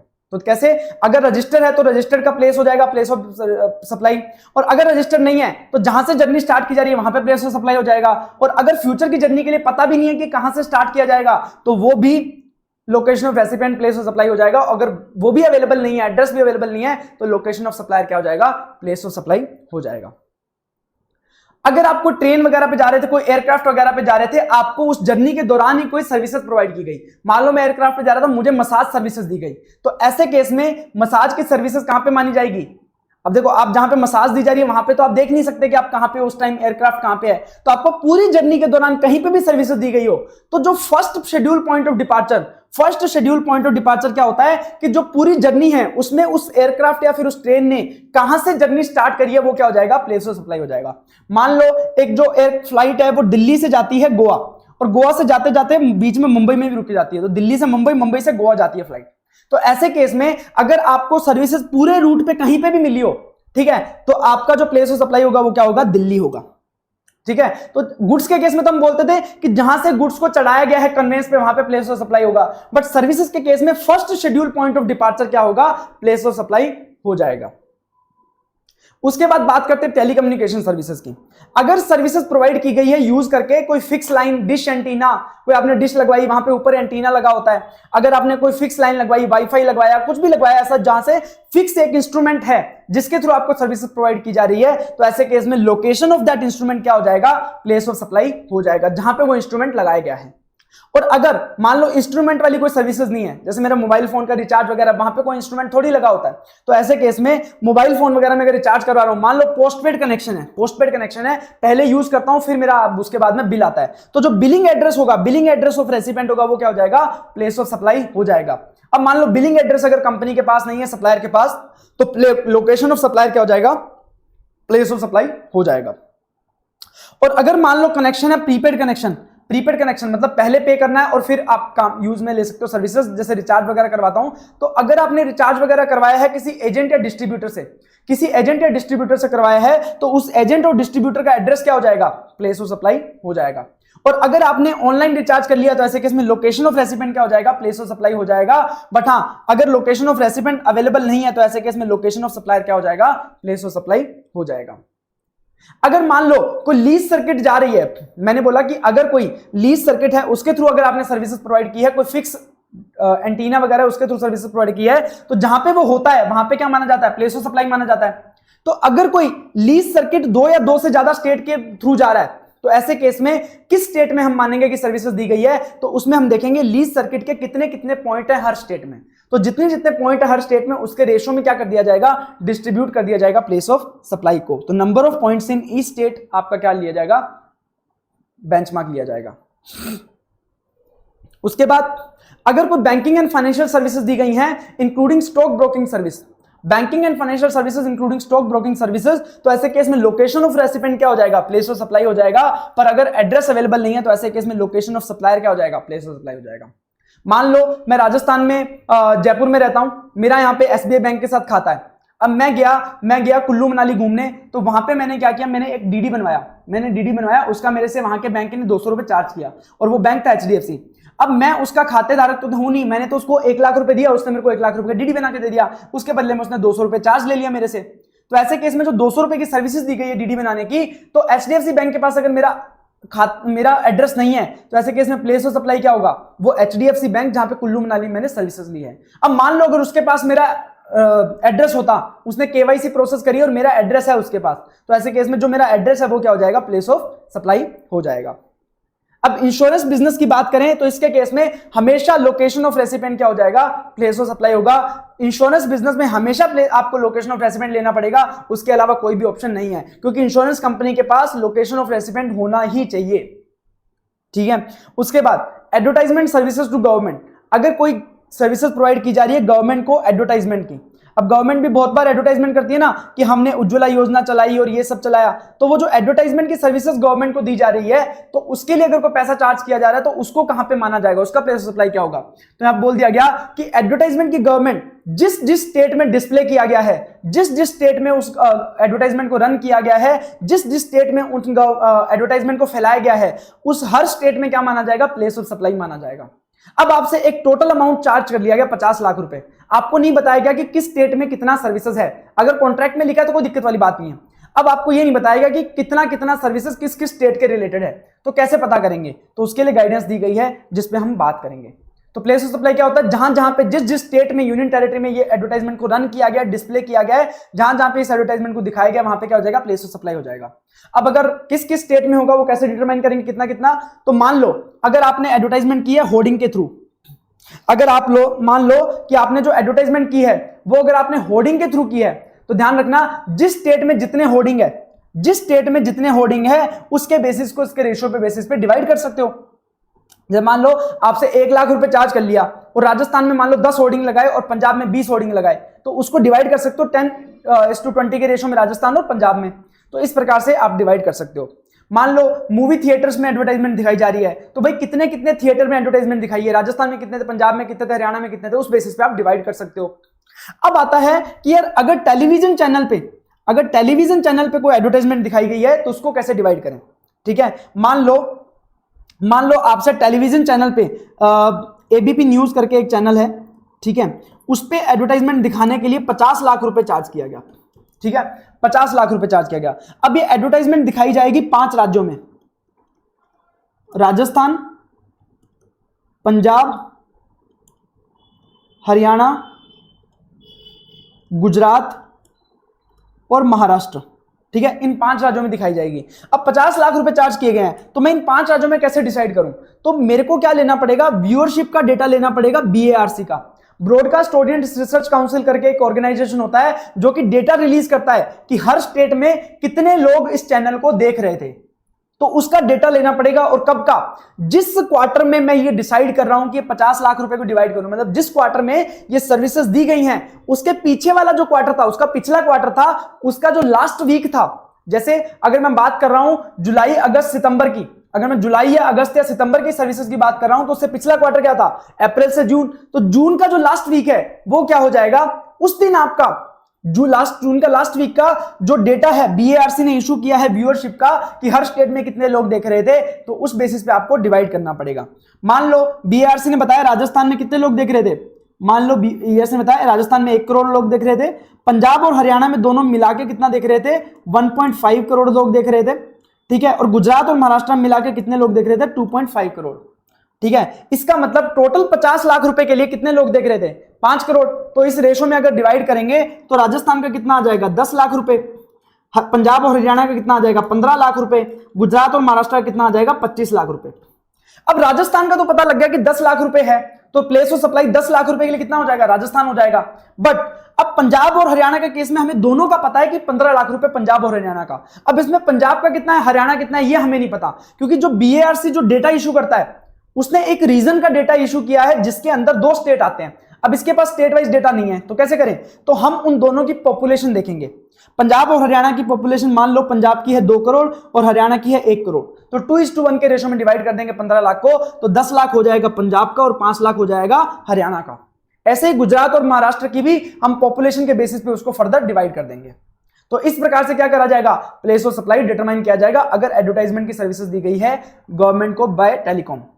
अब अगर मान लो ये टेलीकॉम के थ्रू नहीं, टीवी में एडवर्टाइज नहीं, बल्कि इंटरनेट और SMS के थ्रू जा रही है, तो इसमें भी सेम तरीके से करना है। पर यहां पे डेटा कौन इशू करता है, ट्राई इशू करता है, telecom regulatory authority of India, तो वो डेटा इशू करती है, उसके डेटा के बेसिस पे करना है। और अगर इंटरनेट की बात हो रही है तो पिछले फाइनेंशियल ईयर का लास्ट क्वार्टर का जो डेटा है उसको यूज करेंगे। और SMS की अगर बात हो रही है तो पिछले क्वार्टर का डेटा यूज किया जाएगा for determining the distribution of the advertisement का जो पैसा दिया जा रहा है। ठीक है, इस प्रकार से प्लेस ऑफ सप्लाई डिटरमाइन किया जाएगा। ये हमने बात किया सेक्शन 12 का। तो अगर कोई भी सर्विसेज दी गई है जहां पे location of supplier, location of recipient दोनों कहां पे है, इंडिया में है, और उनमें से कोई भी जो नेचर ऑफ सर्विस है वो अगर इन सर्विसेज में फॉल कर रहा है, जो हमने यहां पे 12 सर्विसेज देखी, इन 12 सर्विसेज में किसी में भी फॉल कर रहा है, तो ऐसे केस में इनका प्लेस ऑफ सप्लाई कैसे डिटरमाइन किया जाएगा वो हमने यहां पे डिस्कस किया। अब अगर मान लो कोई भी ऐसी सर्विसेज है जो इन 12 में भी फॉल नहीं कर रही, तो ऐसे केस में क्या लगेगा, सेक्शन 12 का जनरल रूल लगेगा, जहां पे बोला है कि प्लेस ऑफ रेसिपिएंट होगा, अगर रजिस्टर्ड है और अनरजिस्टर्ड है तो भी प्लेस ऑफ रेसिपिएंट होगा, अगर अवेलेबल नहीं है तो प्लेस ऑफ सप्लायर होगा। जैसे अगर किसी चार्टर्ड अकाउंटेंट फर्म ने सर्विसेज प्रोवाइड कराई, तो क्या किसी भी सर्विसेज में कवर हो रही है, यहाँ पे इन 12 सर्विसेज में कहीं भी कवर हो रही है, नहीं हो रही, तो ऐसे केस में उस पर क्या लगेगा, जनरल रूल लगेगा सेक्शन 12 का। अब हम बात करते हैं सेक्शन 13 की। तो सेक्शन 13 की बात करेंगे, उसमें हमने बोला कि अगर लोकेशन ऑफ सप्लायर या लोकेशन ऑफ रेसिपिएंट दोनों में से कोई एक भी अगर आउटसाइड इंडिया है, तो ऐसे केस में क्या हो जाएगा, क्या लग जाएगा, सेक्शन 13 लग जाएगा। और सेक्शन 13 के अकॉर्डिंग क्या करेंगे, प्लेस ऑफ सप्लाई डिटरमाइन करेंगे। तो जैसे हमने स्पेशल केस सेक्शन 12 में पढ़े 12 सर्विसेज, वैसे ही कुछ 7 से 8 सर्विसेज सेक्शन 13 में है जो हम बात करेंगे। और अगर उसमें भी फॉल नहीं करता है तो सेक्शन 13 का जनरल रूल लगेगा, और वो बोलता है कि लोकेशन ऑफ रेसिपिएंट क्या हो जाएगी, प्लेस ऑफ सप्लाई हो जाएगी, चाहे रजिस्टर्ड हो चाहे अनरजिस्टर्ड हो। बट अगर अवेलेबल नहीं है लोकेशन ऑफ रेसिपिएंट, तो ऐसे केस में क्या हो जाएगा, लोकेशन ऑफ सप्लायर क्या हो जाएगा, प्लेस ऑफ सप्लाई हो जाएगा। तो सेक्शन 13 स्टार्ट करने से पहले मैं आपको बताना चाहता हूं कि एक्सपोर्ट ऑफ सर्विस क्या होता है। एक्सपोर्ट ऑफ सर्विस क्या होता है, ये क्यों बताना चाहता हूं, ये मैं आपको आगे जाके रिलेट करवाऊंगा। एक्सपोर्ट ऑफ सर्विस क्या होता है, मतलब मैंने आउट ऑफ इंडिया एक्सपोर्ट करी सर्विसेज, ठीक है। अब वो कब माना जाएगा, उसके लिए 5 कंडीशन दी गई हैं, 5 कंडीशन दी गई हैं। अगर पांचों कंडीशन फुलफिल हो रही हैं तो उसे क्या मान लिया जाएगा, एक्सपोर्ट मान लिया जाएगा। एक, सप्लायर जो है सर्विसेज दे रहा है वो कहां पे होना चाहिए, इंडिया में होना चाहिए। और जो सर्विसेज रिसीव कर रहा है रेसिपिएंट है वो कहां पे होना चाहिए, आउटसाइड इंडिया होना चाहिए, इंडिया से बाहर होना चाहिए। और अगर प्लेस ऑफ सप्लाई जो हम डिटरमाइन करेंगे एज पर सेक्शन 13, वो जो प्लेस ऑफ सप्लाई है वो कहां पे होनी चाहिए, आउटसाइड इंडिया होनी चाहिए। सप्लायर इंडिया का, रेसिपिएंट आउटसाइड इंडिया का, और प्लेस ऑफ सप्लाई जो हम डिटरमाइन करेंगे वो भी कहां पे होनी चाहिए, आउटसाइड इंडिया होनी चाहिए। दूसरी बात, जो पेमेंट रिसीव होगी वो कैसे होगी, कन्वर्टेबल फॉरेन एक्सचेंज में। तो फॉरेन एक्सचेंज में पैसा रिसीव होना चाहिए तभी फायदा, वरना एक्सपोर्ट का क्या फायदा। एक्सपोर्ट को प्रमोट करने का फायदा यही है कि हमें फॉरेन एक्सचेंज में पैसा रिसीव होता है। उसके बाद सप्लायर और रेसिपिएंट दोनों मेयरली एस्टैब्लिशमेंट और डिस्टिंक्ट पर्सन नहीं होने चाहिए, तो ये बात होती है। 5 कंडीशन फुलफिल करनी है। तो मेन क्या था कि सप्लायर इंडिया में, recipient outside India, place of supply outside India, पैसा फॉरेन करेंसी में, और supplier recipient is not merely establishment और डिस्टिंक्ट पर्सन। ये 5 कंडीशन फुलफिल होंगी तो क्या हो जाएगा, एक्सपोर्ट ऑफ सर्विस हो जाएगा। और एक्सपोर्ट ऑफ गुड्स की बात करें तो हमने बोला था कि जैसे ही बाहर जाएगा वो एक्सपोर्ट ऑफ गुड्स हो जाएगा। अब इंपोर्ट ऑफ सर्विसेज की बात कर लेते हैं। इंपोर्ट ऑफ सर्विस क्या होता है, इंपोर्ट ऑफ सर्विस क्या होता है, सप्लायर तो आउटसाइड इंडिया है, रेसिपिएंट इंडिया में है, और प्लेस ऑफ सप्लाई भी क्या है, इंडिया में, तो उसे क्या बोलते हैं, इंपोर्ट ऑफ सर्विस। सर्विसेज देने वाला आउटसाइड इंडिया, लेने वाला इंडिया में, और प्लेस ऑफ सप्लाई भी इंडिया में, तो उसे क्या बोलते हैं, place of supply, import of service बोलते हैं। ठीक है, तो ये बात अपने को समझ में आ गई, एक्सपोर्ट ऑफ सर्विस क्या होता है, इंपोर्ट ऑफ सर्विस क्या होता है। अब अपन चलते हैं सेक्शन 13 पे, सेक्शन 13 पे। ठीक है, सेक्शन 13 बताता है कुछ स्पेशल केसेस। तो स्पेशल केसेस की बात कर लेते हैं। परफॉर्मेंस बेस्ड सर्विसेज, जहां पे कुछ ना कुछ परफॉर्म करना पड़ता है। जैसे अगर आपको कोई ऐसी सर्विसेज देनी है जिसके लिए आपका गुड्स का आपके पास होना जरूरी है, goods required to make available for services, जैसे आपको कोई मशीन है उसके ऊपर रिपेयर करना है तो आपके पास मशीन होना जरूरी है, ठीक है, तो वो मशीन है, मशीन के ऊपर रिपेयर किया जाएगा, तो ऐसे केस में जहां पे वो सर्विसेज परफॉर्म की जा रही है वहां पे क्या हो जाएगा, प्लेस ऑफ सप्लाई हो जाएगा। मैंने क्या किया, मैं राजस्थान का हूं, जयपुर में मेरे पास एक बहुत बड़ी मशीन है मेरे प्लांट में, और उसको सही करवाने के लिए मैंने जर्मनी के एक सप्लायर से बोला कि बॉस मेरी मशीन खराब हो गई, सही कर दो, तो सप्लायर ने एक अपना इंजीनियर भेजा जो इंडिया में आके मेरी मशीन को सही करके गया। तो ऐसे केस में प्लेस ऑफ सप्लाई क्या हो गया, जहां पे वो मशीन सही की गई है, सर्विसेज की गई है, वहां पे क्या हो जाएगा, प्लेस ऑफ सप्लाई हो जाएगा राजस्थान में। अगर कोई सर्विसेज परफॉर्म कर दी गई फ्रॉम रिमोट लोकेशन, तो मेरी मशीन तो खराब थी, मैंने जर्मनी वाले सप्लायर को बोला कि मशीन सही कर दो, तो उसने बोला वहीं से हम क्या करते हैं, आपको वीडियो कॉल कर लेते हैं और वहीं से आपको गाइड कर देंगे, तो वहां से ही उन्होंने वीडियो कॉल करके हमें गाइड कर दिया, उसके बदले में पैसा चार्ज किया। मतलब जो सर्विसेज परफॉर्म की गई हैं वो कहां से की गई हैं, फ्रॉम रिमोट लोकेशन, कोई दूसरी जगह से सर्विसेज परफॉर्म की गई हैं ऑन गुड्स, तो ऐसे केस में जहां पे वो गुड्स सिचुएटेड थे जिसके ऊपर सर्विसेज परफॉर्म की गई है वहां पे क्या हो जाएगा, प्लेस ऑफ सप्लाई हो जाएगा। मान लो मेरी राजस्थान में मशीनरी थी जिसके लिए उन्होंने वहां से जर्मनी से ही वीडियो कॉल करके हमें गाइड करके और इसका सर्विसेज कर दिया, तो ऐसे केस में प्लेस ऑफ सप्लाई कहां पे हो जाएगा, राजस्थान में, जहां पे वो गुड्स सिचुएटेड है। तो कहने का मतलब अगर कोई गुड्स चाहिए सर्विसेज करने के लिए तो जहां पे वो सर्विस परफॉर्म की गई है वहां पे क्या हो जाएगा, प्लेस ऑफ सप्लाई। और अगर गुड्स नहीं चाहिए, दूर से ही सर्विसेज परफॉर्म कर दी, तो जहां पे गुड्स है जिसके ऊपर काम किया गया है उसे क्या बोल दिया जाएगा, वहीं पे क्या बोल दिया जाएगा, प्लेस ऑफ सप्लाई हो जाएगा। और अगर मान लो कोई गुड्स हमने इंपोर्ट किया है आउट ऑफ इंडिया से, अगर मैंने कोई गुड्स आउट ऑफ इंडिया से इंपोर्ट किया, मतलब इंडिया में लेके आया गुड्स, इंडिया में गुड्स लेके आया, क्यों लेके आया, ताकि मैं उसके ऊपर कुछ जॉब वर्क कर सकूं, ताकि मैं उसके ऊपर कोई रिपेयरिंग वगैरह कर सकूं और रिपेयरिंग वगैरह करके वापस इंडिया से बाहर भेज दूं। तो मेरा सिर्फ पर्पस क्या था, उसके ऊपर जॉब वर्क करना और रिपेयर करना, उसको इंडिया में यूज नहीं किया गया, उसे इंडिया में यूज नहीं किया गया। तो ऐसे केस में नॉर्मली अगर मैं बात करता तो जो गुड्स के ऊपर काम किया जाता है तो प्लेस ऑफ सप्लाई कहां पे होता है, जहां पे सर्विसेज परफॉर्म की गई है, तो इसका मतलब इंडिया में ही प्लेस ऑफ सप्लाई हो जाता। बट यहां पे गवर्नमेंट ने बोल दिया कि अगर आपने गुड्स इंपोर्ट किया है जिसको आपने इंडिया में यूज नहीं किया और उसके आप सिर्फ ने रिपेयरिंग और जॉब वर्क करके आप वापस इंडिया से बाहर भेजने वाले हो, तो ऐसे केस में लोकेशन ऑफ रेसिपिएंट क्या हो जाएगा, प्लेस ऑफ सप्लाई हो जाएगा। तो जो बाहर वाला बंदा, आउटसाइड इंडिया वाला बंदा जो आपसे ये गुड्स वगैरह रिपेयर करवा रहा है, जॉब वर्क करवा रहा है, उसका लोकेशन ही क्या हो जाएगा, प्लेस ऑफ सप्लाई हो जाएगा। ये क्यों किया गया, ताकि यहां पे एक्सपोर्ट ऑफ सर्विस का बेनिफिट मिल जाए, क्योंकि काम करने वाला बंदा सप्लायर कहां पे है, इंडिया में, और सर्विसेज रिसीव करने वाला बंदा क्या है, आउटसाइड इंडिया, और प्लेस ऑफ सप्लाई भी आउटसाइड इंडिया होना चाहिए, तभी एक्सपोर्ट ऑफ सर्विस हो पाएगा। तो यहां पे अगर लोकेशन ऑफ रेसिपिएंट हो जाएगा जो कि आउटसाइड इंडिया है, तो प्लेस ऑफ सप्लाई भी आउटसाइड इंडिया हो जाएगा और एक्सपोर्ट ऑफ सर्विस का बेनिफिट मिल जाएगा। तो उसके लिए इसको ऐसा बोला गया। पर अगर आपने इसे यूज कर लिया इंडिया में, अगर आपने यूज ऑफ कर लिया इंडिया में, तो ऐसे केस में फिर लोकेशन ऑफ रेसिपिएंट नहीं, फिर जहां पे वो सर्विसेज दी गई है मतलब इंडिया में क्या हो जाएगा, प्लेस ऑफ सप्लाई हो जाएगा और एक्सपोर्ट का बेनिफिट आपको नहीं मिल पाएगा। अच्छा, अगर कोई सर्विसेज परफॉर्म करने के लिए रेसिपिएंट का होना जरूरी है, मान लो किसी की मसाज करनी है तो मसाज के लिए उस व्यक्ति का होना जरूरी है, मान लो किसी की सर्जरी करनी है तो सर्जरी होने के लिए उस व्यक्ति का होना जरूरी है, तो ऐसे केस में जहां पे वो सर्विसेज परफॉर्म की गई है वो क्या हो जाएगा, प्लेस ऑफ सप्लाई हो जाएगा।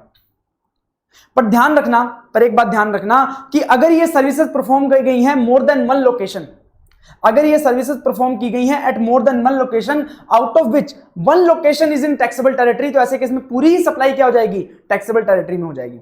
मान लो मेरी एक मशीन थी मुंबई में और एक मशीन थी मेरी दुबई में, और दोनों के लिए मैंने सर्विसेज ली किससे, जर्मनी वाले सप्लायर से, जर्मनी वाले सप्लायर से। उसने दोनों के लिए अमाउंट कितना चार्ज किया, 15 लाख रुपए। तो ऐसे केस में अगर एक भी मशीन मेरी इंडिया में है जिसके लिए मैंने पैसा दिया है, तो पूरा का पूरा 15 लाख ही क्या हो जाएगा, इंडिया में प्लेस ऑफ सप्लाई हो जाएगा। अगर दोनों ही नहीं है तो बात अलग है, अगर एक भी चीज इंडिया में है जिसके रिलेटेड मैंने सर्विसेज ली है तो वो पूरा का पूरा काम पे हो जाएगा, प्लेस ऑफ सप्लाई इंडिया में हो जाएगा। अगर मोर देन वन स्टेट और यूनियन टेरिटरी की बात करें, अगर जो सर्विसेज परफॉर्म की गई है वो मोर देन वन स्टेट और यूनियन टेरिटरी में की गई है, तो कॉन्ट्रैक्ट के अकॉर्डिंग किस स्टेट में कितना है उतना प्लेस ऑफ सप्लाई हो जाएगा। अगर कॉन्ट्रैक्ट नहीं है तो मान लो सर्विसेज परफॉर्म की गई है सेम गुड्स पे, सेम गुड्स पे अगर सर्विसेज परफॉर्म की गई है तो हर स्टेट, जितने भी स्टेट्स में सर्विसेज परफॉर्म की गई हैं वहां पे उसको इक्वली डिवाइड कर दिया जाएगा, इक्वली डिवाइड करके उतनों का place of supply respective state हो जाएगा।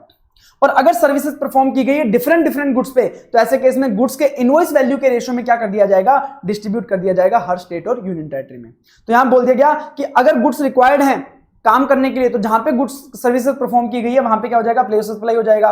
जहां पे लोग रिक्वायर्ड हैं काम करने के लिए, जिस बंदे पे काम करना है, जिसकी मसाज करनी है, जिसका सर्जरी करना है, तो ऐसे केस में जहां पे सर्विसेज परफॉर्म की गई है वहां पे क्या हो जाएगा, प्लेस ऑफ सप्लाई हो जाएगा। अगर रिमोट लोकेशन से कोई काम कर दिया गया, सर्विसेज कर दी गई गुड्स के ऊपर, तो जहां पे वो गुड्स लोकेटेड थे वहां पे क्या हो जाएगा, प्लेस ऑफ सप्लाई हो जाएगा। और अगर कोई जॉब वर्क के लिए आपने गुड्स इंपोर्ट किया है, आपने इंडिया में यूज नहीं किया, तो ऐसे केस में उसके सर्विसेज का, उसका प्लेस सप्लाई हो जाएगा लोकेशन ऑफ द रेसिपिएंट। चलिए अब बात करते हैं नेक्स्ट। अगर सर्विसेज रिलेटेड टू है इमूवेबल प्रॉपर्टी, अगर इमूवेबल प्रॉपर्टी से रिलेटेड कोई सर्विसेज है, तो ऐसे केस में वो location of the immovable property क्या होगा, प्लेस ऑफ सप्लाई होगा। अब आउटसाइड, अब जो सेक्शन 12 में हम देख रहे थे, वहां पे हम देखते थे कि अगर आउटसाइड इंडिया है लोकेशन इमूवेबल प्रॉपर्टी, तो ऐसे केस में हम बोलते थे कि भैया जो प्लेस ऑफ रेसिडेंट है वो क्या हो जाएगा, प्लेस ऑफ सप्लाई हो जाएगा। अब यहां पे लोकेशन ऑफ इमूवेबल प्रॉपर्टी कहीं पे भी हो, चाहे इंडिया में हो, आउट ऑफ इंडिया हो, तो भी कोई दिक्कत नहीं है, लोकेशन ऑफ इमूवेबल प्रॉपर्टी क्या हो जाएगा, प्लेस ऑफ सप्लाई हो जाएगा। अगर मान लो मैंने सर्विसेज ली है मोर देन 2 प्रॉपर्टीज के लिए, मोर देन 2 प्रॉपर्टीज के लिए, जिसमें से एक प्रॉपर्टी कहां पे, इंडिया में, तो ऐसे केस में पूरा का पूरा सप्लाई क्या हो जाएगा, इंडिया में प्लेस ऑफ सप्लाई हो जाएगा। मान लो मैं हरी यहां पे जयपुर से हूं, ठीक है, मैंने मेरी प्रॉपर्टी बनवाई है, एक तो बनवाई है मुंबई में और एक बनवाई है मैंने दुबई में, ठीक है। मैंने सर्विसेज लिया है, एक लंदन की फर्म है एबी लिमिटेड करके, उनसे सर्विसेज लिया है इसके आर्किटेक्चर का, ठीक है। इमूवेबल प्रॉपर्टी से रिलेटेड सर्विसेज है, तो जहां पे इमूवेबल प्रॉपर्टी लोकेटेड है वहीं पे क्या हो जाएगा, प्लेस ऑफ सप्लाई हो जाएगा। अब मुंबई और दुबई होना चाहिए, बट इन्होंने मेरे से चार्ज किया है 15 लाख रुपए दोनों लोकेशन का, तो ऐसे केस में अगर एक भी लोकेशन अगर इंडिया में है जिसके लिए पैसा चार्ज किया गया है, तो ऐसे केस में पूरा का पूरा पैसा क्या हो जाएगा, इंडिया प्लेस ऑफ सप्लाई हो जाएगा, पूरे के पूरे 15 लाख रुपए इंडिया के लिए हो जाएंगे। अब मान लो अगर मैंने सिर्फ करवाया होता मुंबई के लिए, तो ऐसे केस में प्लेस सप्लाई क्या होता, मुंबई होता। अगर मान लो मैंने करवाया होता सिर्फ और सिर्फ किसके लिए, दुबई के लिए, तो दुबई मेरा क्या होता, प्लेस ऑफ सप्लाई हो जाता। अगर प्रॉपर्टी मोर देन 1 स्टेट और यूनियन टेरिटरी से रिलेटेड है, तो जैसे हमने सेक्शन 12 में किया था बेस्ड ऑन एरिया, तो वैसे हम क्या कर देंगे, यहाँ पे हर सेक्शन में डिवाइड कर देंगे उन कंसीडरेशन को, प्लेस ऑफ सप्लाई डिटरमाइन कर लेंगे रिस्पेक्टिव स्टेट में। अब हम बात करते हैं इवेंट ऑर्गेनाइजेशन करवाने की, इवेंट को ऑर्गेनाइज करवाने की सर्विसेज और इवेंट में अंदर घुसने की सर्विसेज। तो क्या हो जाएगी, जहां पे इवेंट एक्चुअली रखा गया है। तो देखो सेक्शन 12 में बात करें तो अगर इवेंट में घुसने की बात करें, एंट्री की बात करें, तो वो वहीं पे होती थी जहां पे वो इवेंट रखा गया है। बट जब हम ऑर्गेनाइजेशन ऑफ इवेंट की बात करते थे, तो सेक्शन 12 में हम बोलते थे कि अगर रेसिपिएंट रजिस्टर्ड है तो प्लेस ऑफ रेसिपिएंट क्या हो जाएगा, प्लेस ऑफ सप्लाई हो जाएगा। और रेसिपिएंट अगर रजिस्टर्ड नहीं है तो हम देखते थे कि इवेंट इंडिया में रखा है, आउटसाइड इंडिया रखा है। तो यहाँ पे ये सब कुछ नहीं देखना है, यहाँ पे सिंपल है, अगर आपने इवेंट ऑर्गेनाइज करवाया है और location of supplier, location of recipient दोनों में से कोई भी एक भी आउटसाइड इंडिया है, तो ऐसे केस में कहीं भी रखवाया हो इवेंट, जहां पे वो इवेंट रखवाया वहां पे क्या हो जाएगा, प्लेस ऑफ सप्लाई हो जाएगा। और अगर आपने सर्विसेज ली है मोर देन 1 इवेंट के लिए, मोर देन 1 इवेंट्स के लिए, जिसमें से एक इवेंट कहां पे रखवाया है, इंडिया में, एक इवेंट अगर इंडिया में रखवाया है, उसमें से अगर एक भी इवेंट इंडिया में रखवाया है, तो ऐसे केस में पूरी की पूरी सप्लाई क्या हो जाएगी, इंडिया में हो जाएगी प्लेस ऑफ सप्लाई, पूरी की पूरी सप्लाई इंडिया में प्लेस ऑफ सप्लाई हो जाएगी, ठीक है। उसके बाद अगर कोई बैंकिंग सर्विसेज दी गई है, अगर कोई बैंकिंग सर्विसेज दी गई है या फिर फाइनेंशियल सर्विसेज दी गई हैं अपने अकाउंट होल्डर्स को, अपने अकाउंट होल्डर्स को, तो ऐसे केस में प्लेस ऑफ सप्लाई क्या हो जाएगा, लोकेशन ऑफ द सप्लायर। मान लो सिटी बैंक है यूएसए का, ठीक है, मेरा उसके साथ अकाउंट है, तो ऐसे केस में उसने जो मेरे को सर्विसेज दी है वो क्या हो जाएगा, location of supplier city bank का जो लोकेशन यूएसए हो जाएगा। और अगर मैं मान लो उसका मेरे साथ अकाउंट नहीं है, मेरा अकाउंट नहीं है, मैंने फिर भी उससे कोई सर्विसेज ली है, तो अकाउंट होल्डर नहीं हूं और सर्विसेज ली है, इसका मतलब प्लेस ऑफ सप्लाई यहां पे फॉल नहीं करता है। तो जनरल रूल लगेगा, जनरल रूल में क्या था, लोकेशन ऑफ रेसिपिएंट। तो लोकेशन ऑफ रेसिपिएंट जो मैं हूं, मैं इंडिया का हूं, तो इंडिया क्या हो जाएगा, location of place of supply हो जाएगा। तो बैंकिंग एंड फाइनेंशियल सर्विसेज अगर सिर्फ किसको, अकाउंट होल्डर्स को प्रोवाइड की गई है, तभी क्या होगा, location of supplier place of supply होगा, अदरवाइज नहीं होगा। कोई इंटरमीडिएट की अगर सर्विसेज प्रोवाइड की गई है, एजेंट की सर्विसेज प्रोवाइड की गई है, उसके बदले में को कमीशन या एजेंसी सर्विसेज चार्ज किया गया है, तो ऐसे केस में लोकेशन ऑफ सप्लायर क्या होगा, प्लेस ऑफ सप्लाई होगा, इंटरमीडिएट का लोकेशन प्लेस ऑफ सप्लाई होगा। अगर आपने कोई ट्रांसपोर्ट हायरिंग पे दिया है, ट्रांसपोर्ट हायरिंग पे दिया, कोई ट्रक वगैरह हायरिंग पे दिया, जो एयरक्राफ्ट या फिर कोई वेसल, तो ऐसे केस में प्लेस ऑफ सप्लाई कहां पे होगा, जहां पे लोकेशन ऑफ सप्लायर है, जिसने हायर पे दिया है। बट ध्यान रखना, यहां पे अगर एयरक्राफ्ट और वेसल अगर 1 महीने तक के लिए रेंट पे दिए हैं, तो वो यहां पे कवर नहीं होते, तो उस केस में लोकेशन ऑफ रेसिपिएंट क्या हो जाएगा, प्लेस सप्लाई हो जाएगा। बट अगर उन्होंने रेंट पे दिया है एयरक्राफ्ट और वेसल 1 महीने से कम तक को छोड़ के, तो ऐसे केस में क्या हो जाएगा, लोकेशन ऑफ सप्लायर क्या हो जाएगा, प्लेस ऑफ सप्लाई हो जाएगा। और इंटरमीडिएट सर्विसेज क्या होती है, इसकी डेफिनेशन दी गई है। इंटरमीडिएट सर्विसेज क्या होती है, जहां पे मिनिमम 3 पार्टीज इन्वॉल्व होती हैं, मेन सप्लायर, मेन रेसिपिएंट, दोनों के आपस में डील हो रही है, तीसरा बंदा इनमें डील करवा रहा है। तो 3 पार्टी हो गई और 2 सप्लाई हो रही है। एक तो मेन सप्लाई हो रही है और उसके रिलेटेड हमने एजेंसी सर्विसेज दी है, तो 2 क्या हो गई, सर्विसेज हो गई।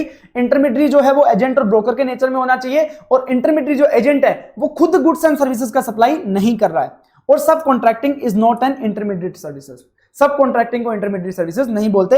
ये इंटरमीडिएट सर्विसेज का 4 कंडीशन दिया गया कि इंटरमीडिएट सर्विसेज बोलने के लिए 4 कंडीशन सेटिस्फाई होना जरूरी है। तो इतना अपने को समझ में आता है कि बैंकिंग एंड फाइनेंशियल सर्विसेज अगर अकाउंट होल्डर्स को दी गई है तो ऐसे केस में क्या हो जाएगा, location of supplier, place of supply हो जाएगा। और अकाउंट होल्डर को नहीं दी तो क्या हो जाएगा, प्लेस ऑफ रेसिडेंट। अगर इंटरमीडिएट सर्विसेज है तो location of supplier, hiring of transport except aircraft vessel up to 1 month छोड़ के क्या हो जाएगा, location of supplier, place of supply हो जाएगा।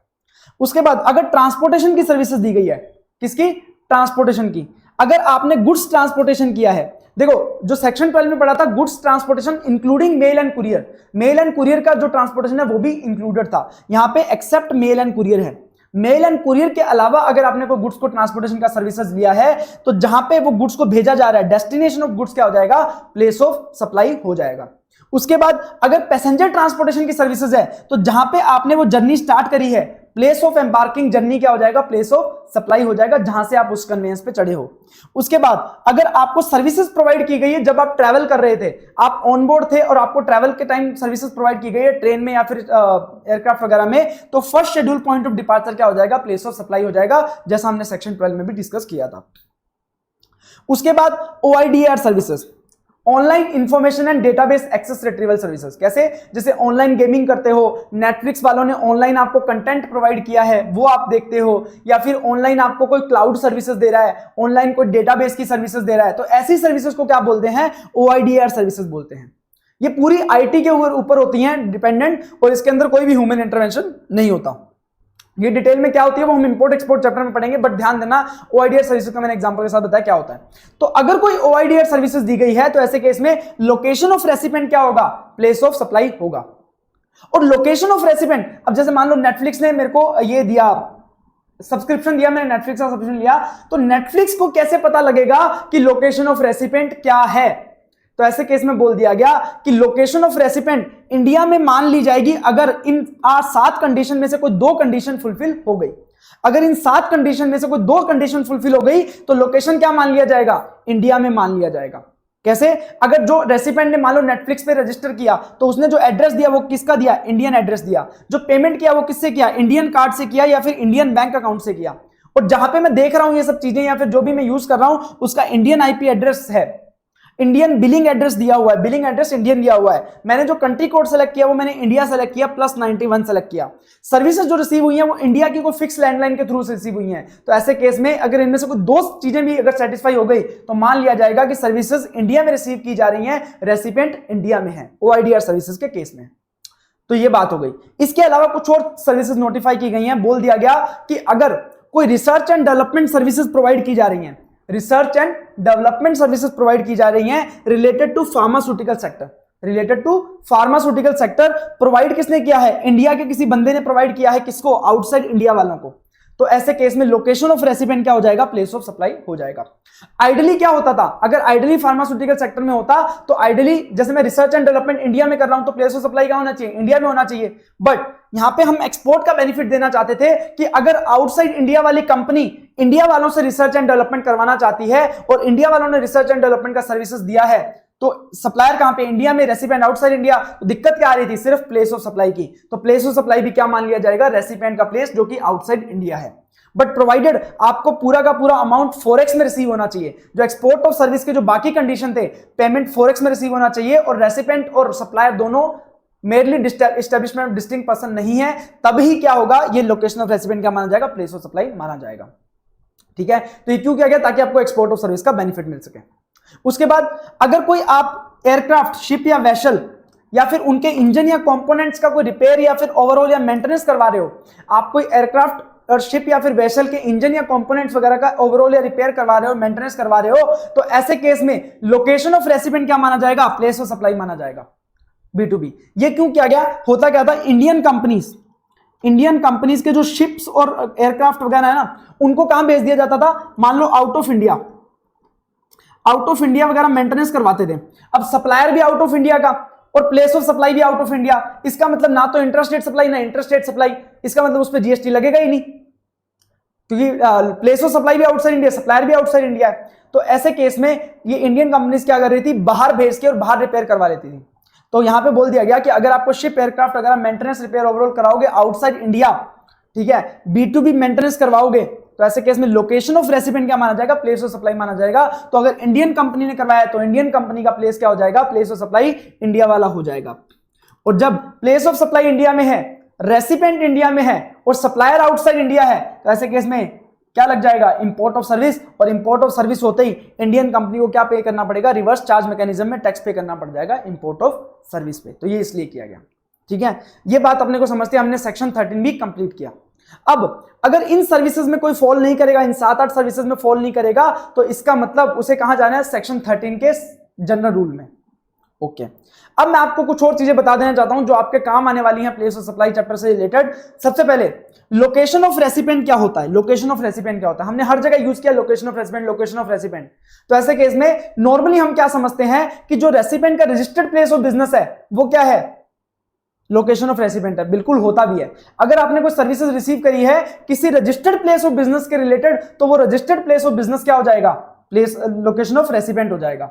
बट अगर आपने सर्विसेज रिसीव की है कोई फिक्स एस्टेब्लिशमेंट पे, कहां पे, कोई फिक्स एस्टेब्लिशमेंट के अदर देन रजिस्टर्ड प्लेस, जो आपका फिक्स एस्टेब्लिशमेंट और रजिस्टर्ड प्लेस नहीं है, तो ऐसे केस में उस फिक्स एस्टेब्लिशमेंट को क्या मान लिया जाएगा, लोकेशन ऑफ रेसिपिएंट। ठीक है, कैसे, एग्जांपल देता हूं। मान लो गुजरात में मैं रजिस्टर्ड हूं, गुजरात में मैं रजिस्टर्ड हूं, मेरा एक गोडाउन है, मेरा एक गोडाउन है कहां पे, मुंबई में। ठीक है, मैंने एक सीए फर्म को अपॉइंट किया कि बॉस आप क्या करो, जो मुंबई वाला गोडाउन है उसको क्या करो, आप वहां पे स्टॉक पड़ा है वो स्टॉक काउंटिंग की सर्विसेज प्रोवाइड कराओ। यहां पे मैंने क्या किया, 10,000 रुपए दे दिए। अब प्लेस ऑफ सप्लाई क्या होगा, सेक्शन 12 के अकॉर्डिंग, जनरल रूल के अकॉर्डिंग प्लेस ऑफ रेसिपिएंट क्या हो जाएगा, प्लेस ऑफ सप्लाई हो जाएगा। अब प्लेस ऑफ रेसिपिएंट में गुजरात जहां पे रजिस्टर्ड हूं उसको मानूं या मुंबई को मानूं जहां पे मैंने ये सर्विसेज करवाई है। तो ऐसे केस में ध्यान रखना, यहां पे क्या बोल दिया गया, location of recipient includes fix establishment other than registered place. Gujarat के अलावा यहां पे जो गोडाउन है, गोडाउन क्या फिक्स एस्टेब्लिशमेंट होता है। अब फिक्स एस्टेब्लिशमेंट पे अगर कोई सर्विसेज ली गई है, सर्विसेज अगर रिलेटेड टू है किसी फिक्स एस्टेब्लिशमेंट जो कि रजिस्टर्ड भले ही नहीं है, तो भी क्या माना जाएगा, उस फिक्स एस्टेब्लिशमेंट को क्या माना जाएगा, प्लेस ऑफ सप्लाई माना जाएगा। ठीक है, तो ये देख लेना, ये यहां पे क्या यहां पे मतलब कुछ क्वेश्चंस में ये आएगा आपको स्पेशल पॉइंट, तो वहां पे ये चीज आपको ट्रिगर होनी चाहिए। ऐसे ही लोकेशन ऑफ सप्लायर भी होता है, अगर सप्लाई की गई है रजिस्टर्ड प्लेस से तो इसका मतलब सच रजिस्टर्ड प्लेस विल भी क्या हो जाएगा, प्लेस ऑफ सप्लाई। और अगर रजिस्टर्ड प्लेस से नहीं की गई है, आपके कोई फिक्स एस्टेब्लिशमेंट से की गई है जो रजिस्टर्ड नहीं है, तो वो फिक्स एस्टेब्लिशमेंट क्या हो जाएगा, प्लेस ऑफ सप्लाई हो जाएगा। उसके बाद कुछ आपको बताता हूं, कार्गो हैंडलिंग सर्विसेज। जो कार्गो हैंडलिंग सर्विस मतलब पोर्ट वगैरह पे, इंडियन पोर्ट वगैरह पे अगर कोई कार्गो हैंडल किया गया इंपोर्ट एक्सपोर्ट का, तो वो क्या होता है, वो आपका इमूवेबल प्रॉपर्टी से रिलेटेड सर्विसेज नहीं होती। तो जब इमूवेबल प्रॉपर्टी से रिलेटेड नहीं होती, वो तो कार्गो से रिलेटेड होती हैं, तो ऐसे केस में उसके ऊपर इमूवेबल प्रॉपर्टी वाला रूल नहीं लगेगा, उसके ऊपर जनरल रूल अप्लाई होगा। कोई लीगल सर्विसेज हो गई, मार्केट रिसर्च की सर्विसेज हो गई, ये सब मैंने बताया आपको कि ये किसी स्पेसिफिक रूल में फॉल नहीं कर रही है। आपने कोई जितने स्पेसिफिक रूल पढ़े उसमें कहीं पे भी क्या कोई फॉल कर रही थी, मार्केट रिसर्च या फिर लीगल सर्विसेज, तो जब किसी में फॉल नहीं कर रही तो ये कहां जाएंगी, जनरल रूल इस पे ऊपर क्या होगा, अप्लाई होगा।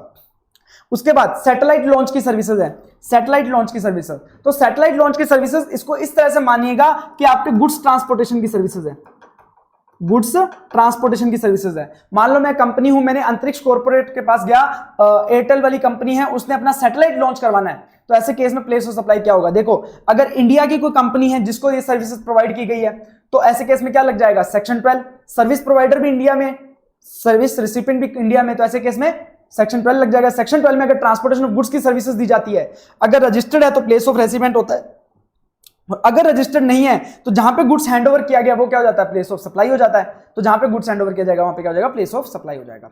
और अगर आउटसाइड इंडिया वाले बंदे को कोई सर्विसेज प्रोवाइड की गई है, तो ऐसे केस में क्या लग जाएगा, सेक्शन 13। दोनों में से कोई भी एक अगर आउटसाइड इंडिया है, तो सेक्शन 13 में ट्रांसपोर्टेशन ऑफ गुड्स की बात क्या करता है, जहां पे उसका डेस्टिनेशन है, डेस्टिनेशन कहां पे है, आसमान में। अब आसमान में इंडिया है कि नहीं है, तो आउटसाइड इंडिया हो जाएगा। तो प्लेस ऑफ सप्लाई क्या हो जाएगा, आउटसाइड इंडिया हो जाएगा। तो इस प्रकार से आपका प्लेस ऑफ सप्लाई चैप्टर होता है कंप्लीट। अब ध्यान रखना, आपको मैं बताता हूं कि प्लेस ऑफ सप्लाई का अगर क्वेश्चन आता है तो आपको कैसे हैंडल करना है। प्लेस ऑफ सप्लाई का अगर क्वेश्चन आता है तो आपको कैसे हैंडल करना है, सबसे पहले आपको देखना है, सबसे पहले आपका क्या चेक होना चाहिए कि सप्लाई ऑफ गुड्स है या फिर सर्विसेज है, सप्लाई ऑफ गुड्स है या सर्विसेज है, ठीक है। अगर तो है गुड्स, अगर तो है गुड्स, तो गुड्स में देखना है कि क्या इंपोर्ट एक्सपोर्ट है, क्या इंपोर्ट एक्सपोर्ट है। इंपोर्ट एक्सपोर्ट होगा तो क्या लग जाएगा, सेक्शन 11, और अगर अदरवाइज क्या होगा, वो लग जाएगा सेक्शन 10, ठीक है। ये तो बात हो गई गुड्स की। अगर है सप्लाई ऑफ सर्विसेज, अगर सर्विसेज का सप्लाई है तो आपको देखना है कि भैया लोकेशन ऑफ सप्लायर कहां है, location of supplier and location of recipient, services देने वाला और सर्विसेज लेने वाला दोनों की लोकेशन कहां पे है। अगर दोनों की लोकेशन इंडिया में है, दोनों की लोकेशन इंडिया में है, तो ऐसे केस में क्या जाओगे, आप जाओगे सेक्शन 12 में। और अगर दोनों की लोकेशन इंडिया में नहीं है, को मतलब कोई एक की लोकेशन इंडिया से बाहर है, तो ऐसे केस में चला जाएगा सेक्शन 13 में। फिर आप सेक्शन 12 में देखोगे कि कोई स्पेसिफिक केस में फॉल करता है क्या। अगर जो सर्विसेज है वो किसी स्पेसिफिक केस में फॉल करती है तो आप उसके अकॉर्डिंग क्या करोगे, प्लेस ऑफ सप्लाई डिटरमाइन करोगे। बट अगर वो स्पेसिफिक केस में फॉल नहीं करती है तो सेक्शन 12 का क्या लगाओगे, जनरल रूल। सेक्शन 12 का क्या लगाओगे, जनरल रूल। और अगर दोनों ही में से कोई एक आउटसाइड इंडिया, तो हमने सेक्शन 13 पे गए, और सेक्शन 13 में देखोगे कोई स्पेसिफिक केस में फॉल करता है क्या सेक्शन 13 के। अगर फॉल करता है तो उसके अकॉर्डिंग पीओएस होगा, नहीं तो क्या जाओगे, जनरल रूल लगाओगे आप, कौन सा, सेक्शन 13 वाला। अब दोनों ही केसेस में आपने क्या कर लिया, प्लेस ऑफ सप्लाई डिटरमाइन कर लिया। तो अगर आपसे क्वेश्चन में पूछा है कि प्लेस ऑफ सप्लाई क्या है, तो आपका पूरा क्वेश्चन कंप्लीट हो गया। अब अगर आपसे पूछ लिया कि इंटरस्टेट या इंट्रास्टेट सप्लाई है, टाइप ऑफ सप्लाई क्या है, तो आपको देखना है कि जो आपने पीओएस डिटरमाइन किया है एंड लोकेशन ऑफ सप्लायर है वो क्या है, सेम स्टेट में है, तो क्या हो जाएगा, इंट्रास्टेट सप्लाई। अगर सेम स्टेट में नहीं है तो ऐसे केस में क्या हो जाएगा, interstate supply. SEZ developer import export का ध्यान रख लेना, वो हमेशा क्या हो जाएगा, इंटरस्टेट सप्लाई हो जाएगा। तो यहां पे हो जाएगा, इंट्रास्टेट होगा तो सीजीएसटी एसजीएसटी लगा देना, इंटरस्टेट होगा तो आईजीएसटी लगा देना। फिर आपसे क्वेश्चन में पूछ सकता है कि एक्सपोर्ट है क्या, इंपोर्ट है क्या। तो एक्सपोर्ट इंपोर्ट के हमने डिटेल में डिस्कशन किया है। एक्सपोर्ट ऑफ सर्विस क्या होता है, इंपोर्ट ऑफ सर्विस क्या होता है। तो अगर वो कंडीशन फुलफिल हो रही होंगी पांचों की पांचों, तो ऐसे केस में आप उसको बोल सकते हो कि एक्सपोर्ट है। अगर नहीं हो रही तो नहीं है। अब प्लेस ऑफ सप्लाई हमने डिटरमाइन कर लिया। तो इस प्रकार से चैप्टर हो जाएगा, और इस चैप्टर के क्वेश्चन कैसे डील करने हैं वो भी मैंने आपको एक प्रोसीजर बता दिया, उसका यूज करके करोगे तो कभी गलत नहीं होगा। ठीक है बॉस, प्लेस सप्लाई होता है अब कंप्लीट। कुछ भी डाउट हो तो आप मुझसे पूछ सकते हो, ठीक है। आपका नंबर, मेरा नंबर आपके पास होगा, प्रोवाइड करा दिया जाएगा, तो उसके अकॉर्डिंग आप पूछ सकते हो। थैंक यू सो मच, आज के लिए इतना ही।